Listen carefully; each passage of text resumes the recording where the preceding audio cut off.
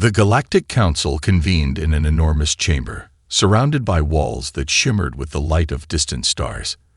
This was a place where the universe's most advanced species met, a space where decisions were made about the future of the galaxy. But today, the mood was unlike any other. There was an undercurrent of disbelief rising into a tide of frustration. Ambassador Shroth, a towering being from the Rigel system, was the first to speak. His species, the Quarry, had long abandoned the concept of weapons, seeing them as primitive relics. He had lived for over a millennium, and the idea of destructive force was almost alien to him. How can they still possess such things? Shroth's voice boomed, vibrating the chamber. We gave them knowledge. We gave them a chance to evolve. And now, they flaunt their primitive bombs like toys in the hands of a child.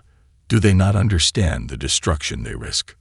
Next, Orlin, a member of the Bentheri, a race of highly intellectual, telepathic beings, tapped a finger on the console in front of him.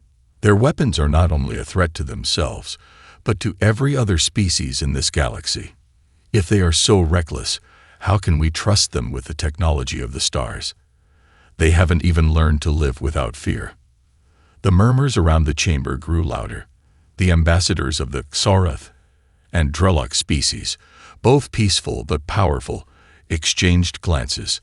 The Xarath, a race known for their pacifism and advanced technology, couldn't believe that humanity had not only retained nuclear weapons, but had made them more advanced. The Drelok, on the other hand, believed in controlled violence, but even they were taken aback by the magnitude of humanity's nuclear arsenal. And yet, in the middle of the chaos, one voice remained calm. The enigmatic ambassador Yelith, representing the Celestary, an ancient race who had transcended their physical forms.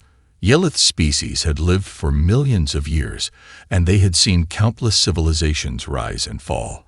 They knew humanity's history, from their wars to their peace treaties, their triumphs and failures. Yes, they are primitive, Yelith said, her voice like a soft breeze on the wind.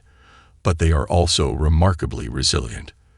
Their ability to survive, despite their tendency to self-destruct, proves something else.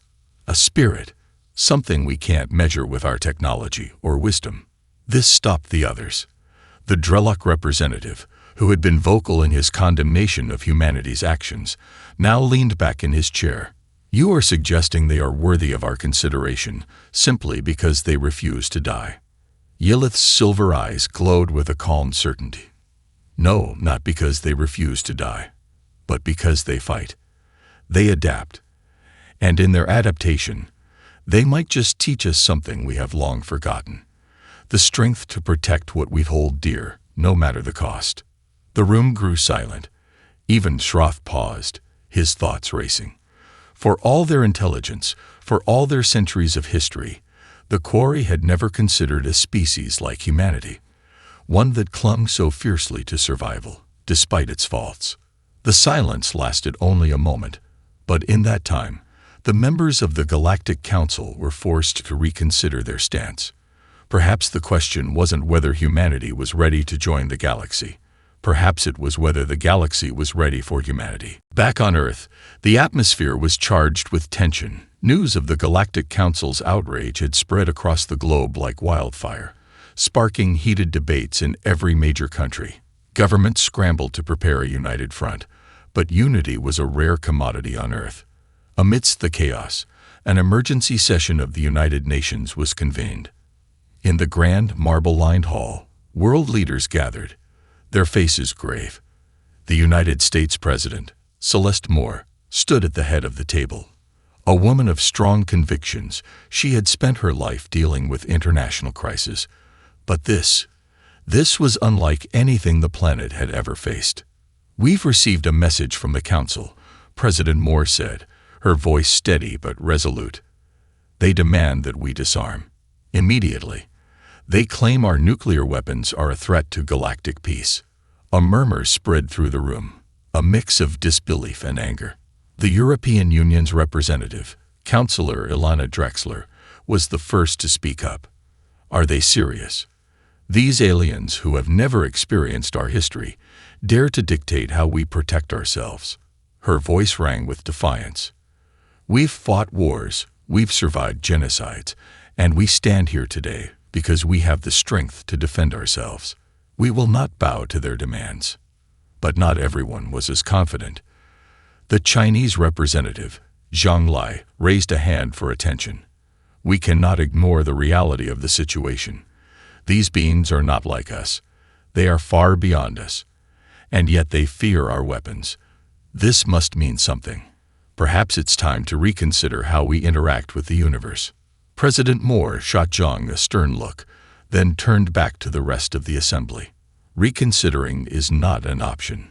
We have to stand our ground. The Galactic Council doesn't understand us. They don't understand that these weapons are not just for war.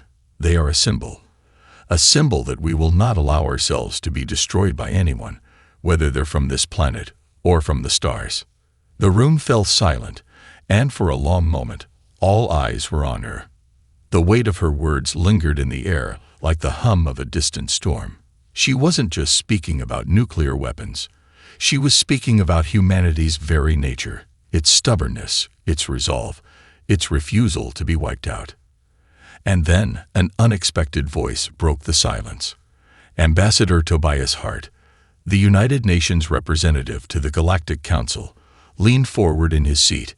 His voice was calm but firm, his tone carrying the authority of someone who had witnessed both peace and war. The Council doesn't understand us because they can't. They haven't had to fight for survival in the way we have. Their history is one of peace, of progress. Ours has been one of struggle, of constant conflict. They fear what they can't control. A murmur of agreement rippled through the room. It was a sentiment many on Earth shared, that the aliens simply couldn't comprehend the human drive to fight, to endure, to push through adversity. Humanity's strength had always come from its will to survive, even in the face of overwhelming odds. But now, that very strength was being questioned by those who didn't understand. President Moore's gaze swept across the room, meeting the eyes of the world leaders. We will not be bullied. We will not disarm. The Council will have to accept that humanity will defend itself by any means necessary. If they want to understand us, they'll need to engage with us, not treat us like children who need to be taught lessons. Her words hung in the air, defiant and unyielding. The human spirit was at a crossroads. The galaxy had made its judgment, but humanity's answer was clear. It was not fear or submission, but strength and resolve. The debate didn't end that day, but President Moore had made her stance known. Whatever the cost, humanity would not back down. The day of the first official meeting between the Galactic Council and humanity arrived. It was a moment that had been discussed and debated on Earth for weeks, but now that it was finally happening, the reality of the situation began to settle in. Earth's leaders and the Council's representatives were about to meet face to face for the first time, and the weight of history seemed to hang in the air. The future of humanity in the galaxy was at stake. At the United Nations headquarters in New York, Earth's finest diplomats and military advisors gathered. The eyes of the world were on them, and the pressure was immense. Across the globe, people tuned in to watch the historic event, hoping that Earth's representatives would stand firm, defend their sovereignty, and prove to the galaxy that humanity was more than its weapons. But it wasn't just any meeting. The Galactic Council was sending some of its most influential members, alien species that had watched civilizations rise and fall across millennia.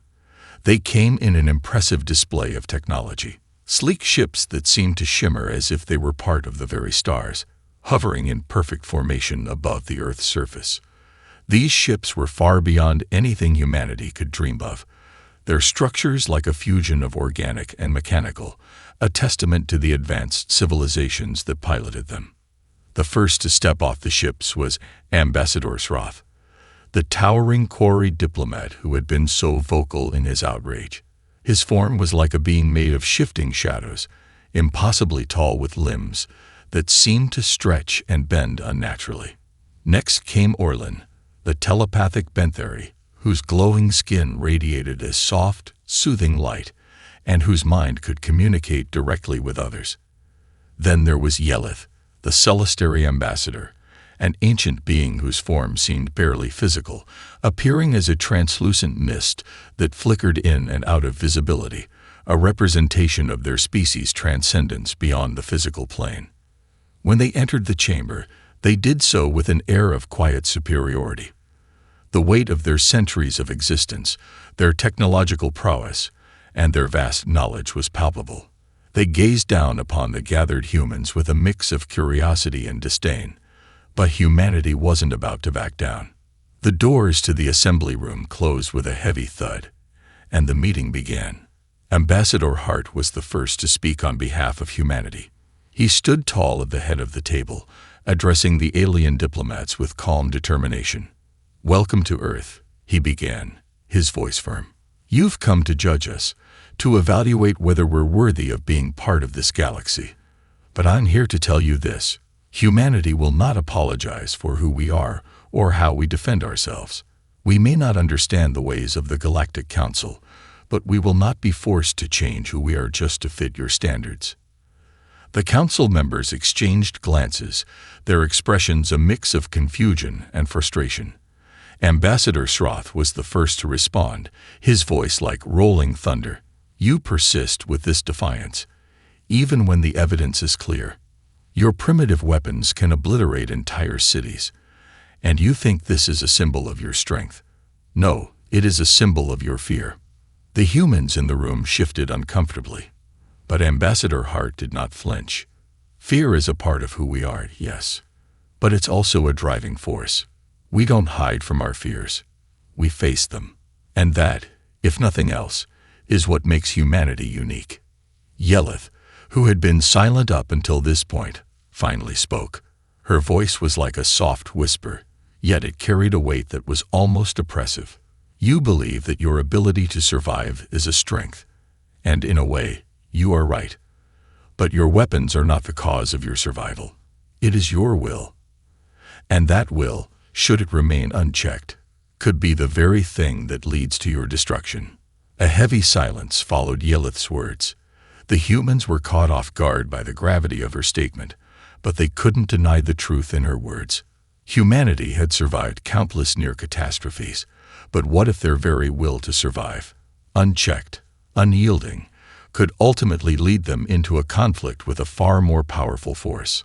For a moment, the room seemed to freeze, as if time itself were holding its breath.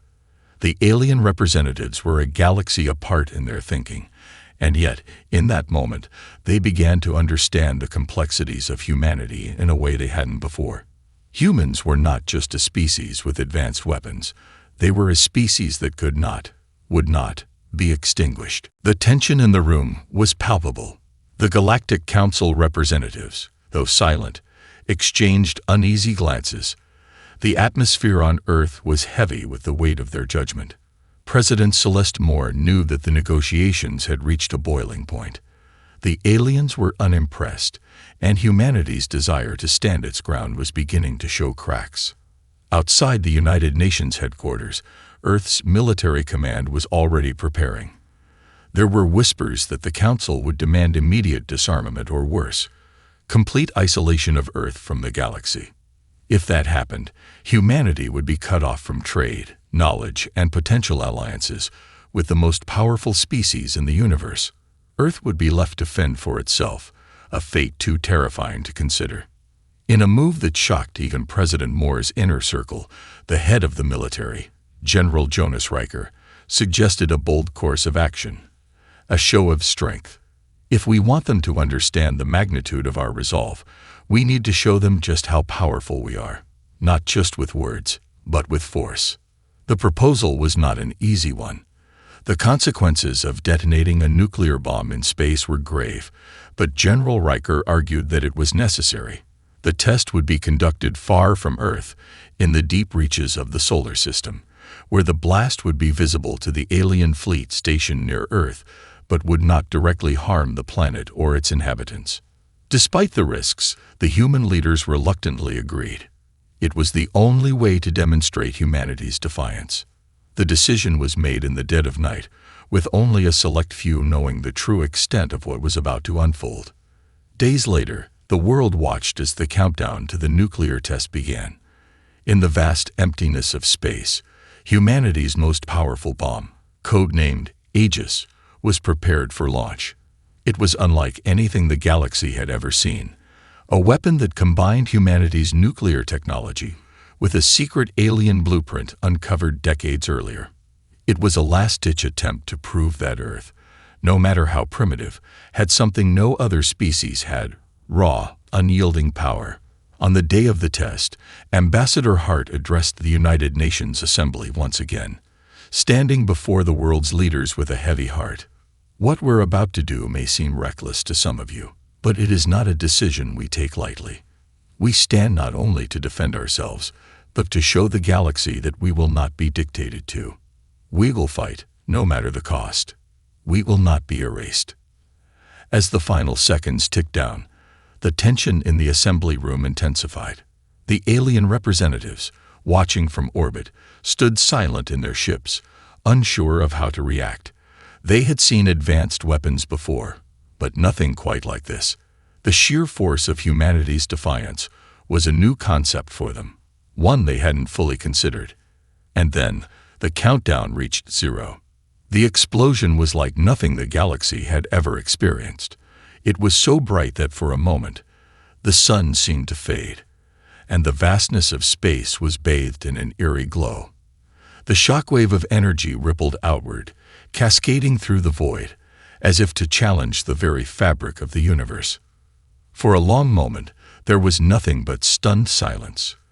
The alien fleet watched in awe, their instruments registering the unprecedented scale of the detonation. The blast was visible from light years away, and the force of the explosion could be felt by their most sophisticated sensors. Some alien leaders were horrified by the raw destructive power of the human weapon, while others stood speechless, unable to comprehend what they had just witnessed. Ambassador Shroth, the Quarry representative, spoke first, his voice barely a whisper. This is no longer a matter of their weapons. This is a matter of their will to survive. We've never seen anything like it. Yelith, the Celestary ambassador, added, her voice tinged with something akin to admiration. Perhaps we have misjudged them. Perhaps the strength of their spirit is more powerful than we realized. But there was no turning back now. The nuclear test had sent a message, and the galaxy had heard it loud and clear. Humanity had declared itself a force to be reckoned with. As the light of the explosion slowly faded into the blackness of space, President Moore stood before the assembly, her voice calm but resolute. We are not just a species of weapons. We are a species of survivors, and we will continue to survive by any means necessary. The message had been sent. The galaxy now understood. Humanity would not be cowed. Whether the Council was ready to accept that fact, however, remained to be seen. The aftermath of the nuclear test sent shockwaves through both Earth and the Galactic Council. The human ambassadors had made their point with unrelenting force, and the galaxy had witnessed it in full scale.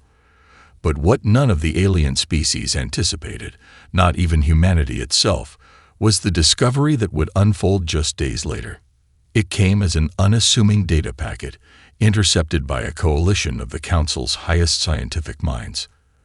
A routine analysis of the nuclear test's energy signatures revealed something that no one could have predicted, something that would forever change the way the galaxy saw humanity. The Bentheri, the telepathic race among the Council, were the first to uncover it. Orlin, their ambassador, reached out with his powerful mind to sift through the massive data stream. He was looking for patterns, for anomalies in the vast cascade of information. But what he found was far more unsettling than anything they had prepared for. Everyone, listen. Orlin's telepathic voice echoed across the conference room. This is not human. The room fell silent as the other Council representatives leaned in closer. The screens flickered as the data was projected into the center of the room. The signatures of the nuclear blast, the frequencies, the radiation levels, the unique waveforms, showed a pattern that none of them could reconcile with humanity's known scientific capabilities. The Horath ambassador, Kessin, who had always maintained a critical stance on humanity's use of nuclear weapons, was the first to speak. What does this mean? The test was clearly of human design, but these signatures, these are not consistent with anything in their history. They seem older, far older. Orlin nodded, his mind whirring through the implications. This is not of their making.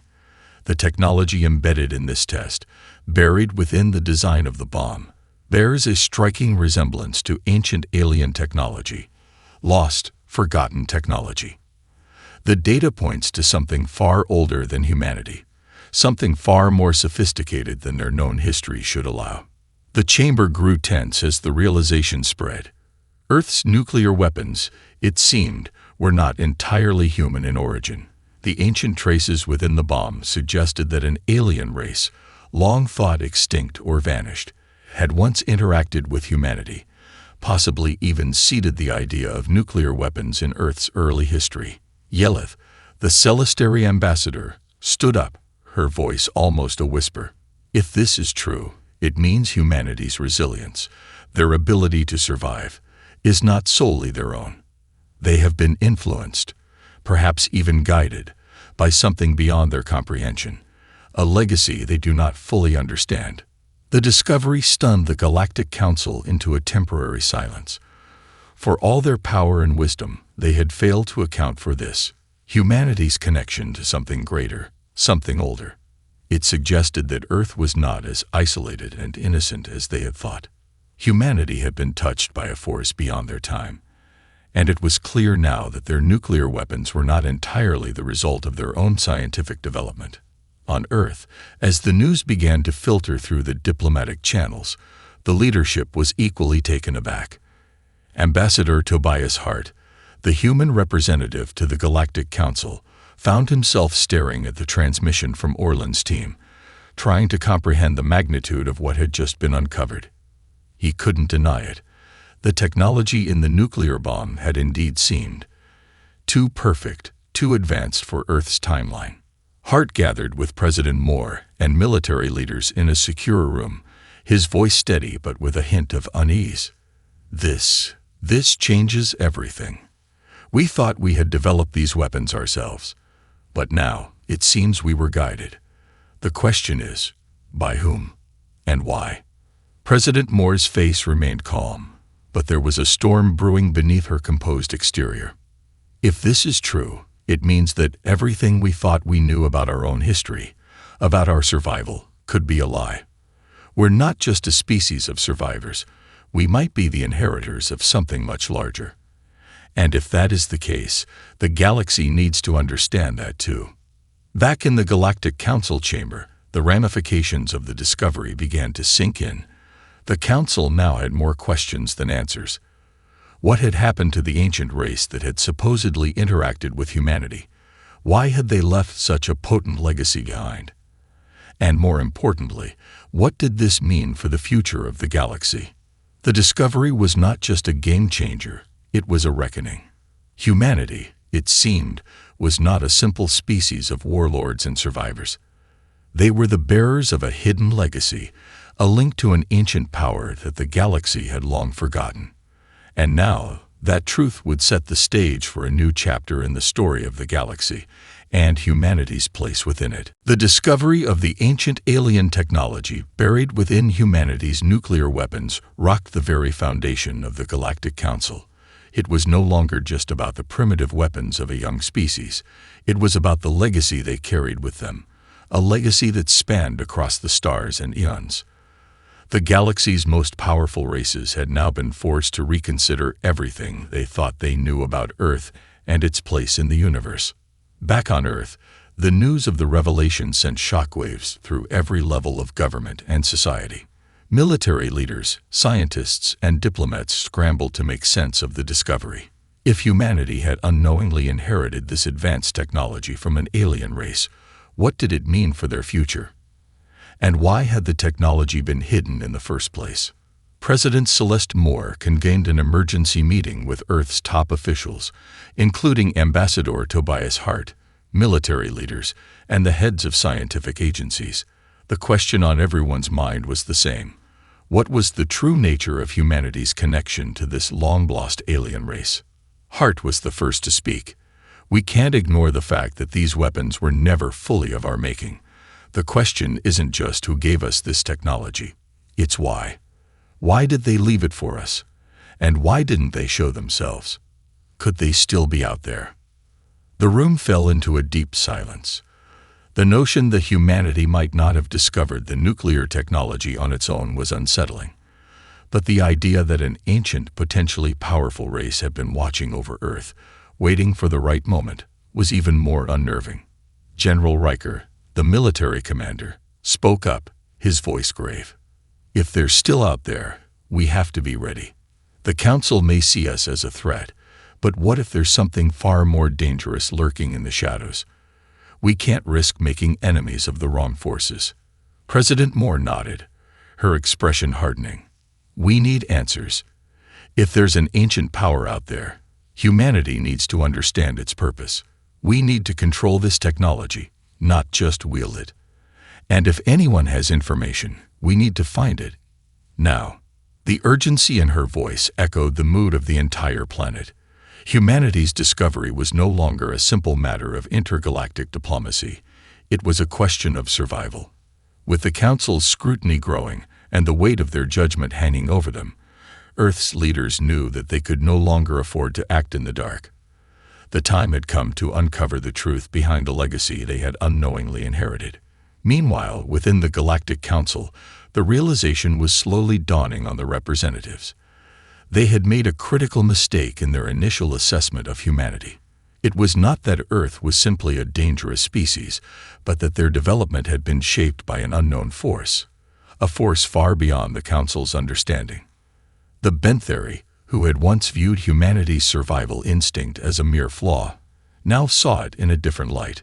Orlin, the Bentheri ambassador, was the first to break the silence in the council chamber. We have underestimated them. Their capacity for survival is not just a product of their will. It is something they were chosen for. This technology, it is not a mistake. It is a key. But to what? Ambassador Shroth, ever the skeptic, frowned. A key? What do you mean? If this ancient race intended to guide them, why did they leave them so vulnerable? Orlin met Shroth's gaze with a hint of sadness in his expression.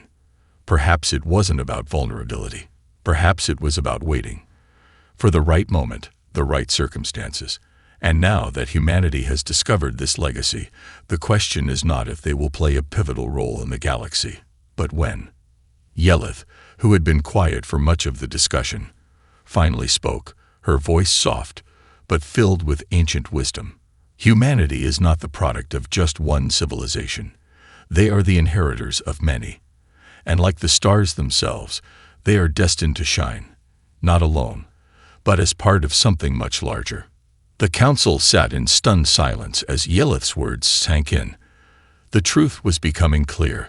Humanity's destiny was tied to forces far older than any of them had realized.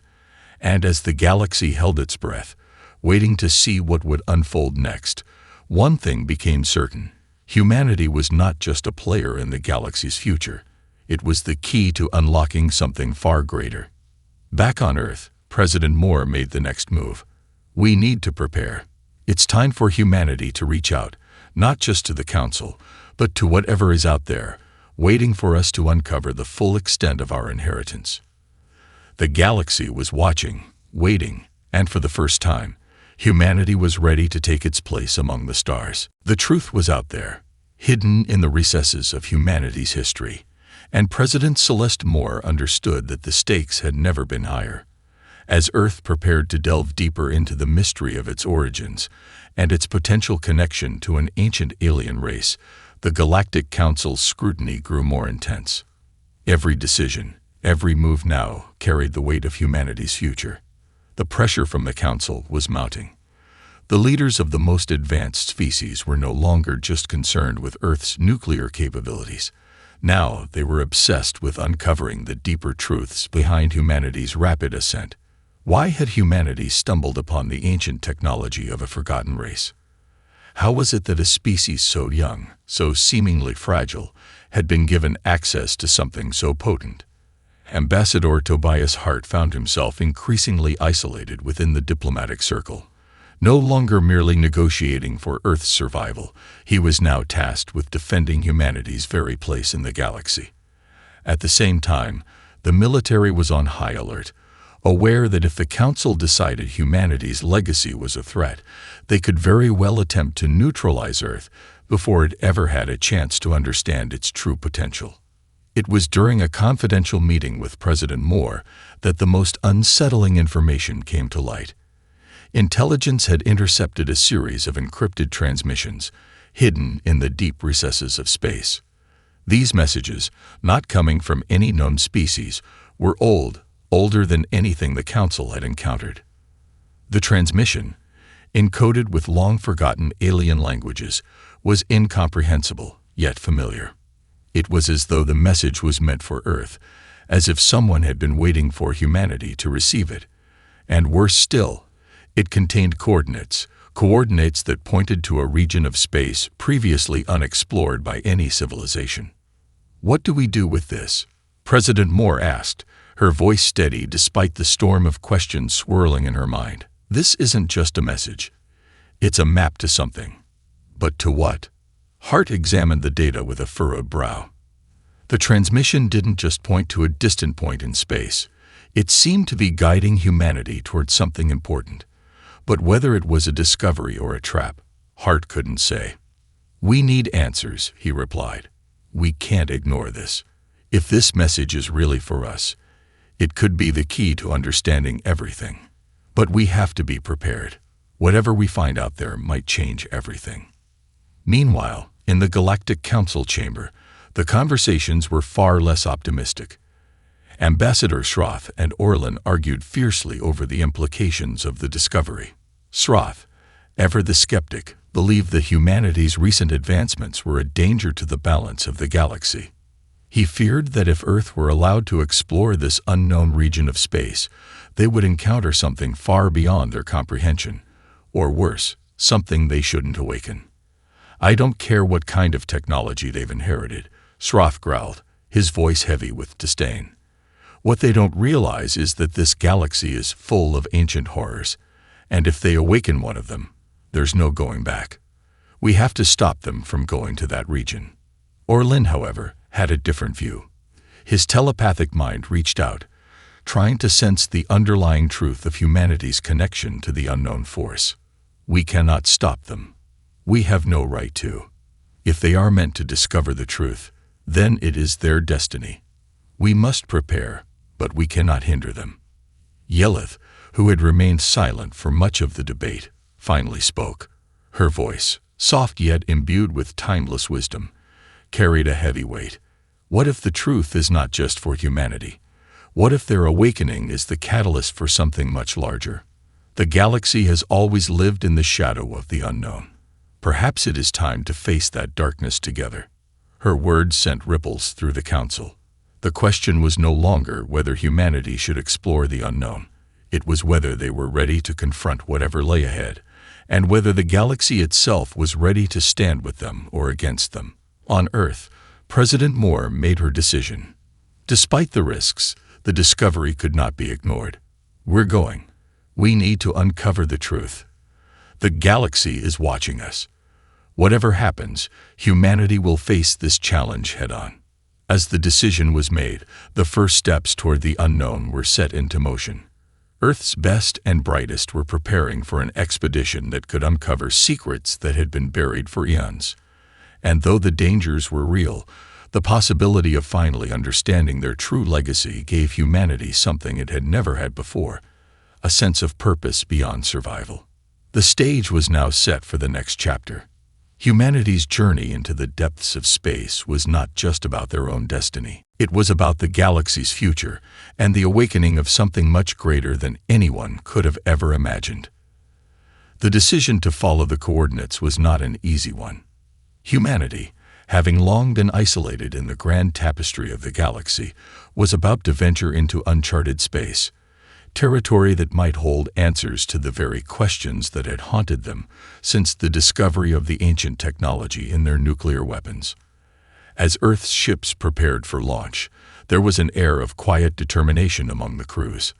The exploration would not only determine the fate of their world, but could alter the balance of power in the galaxy itself.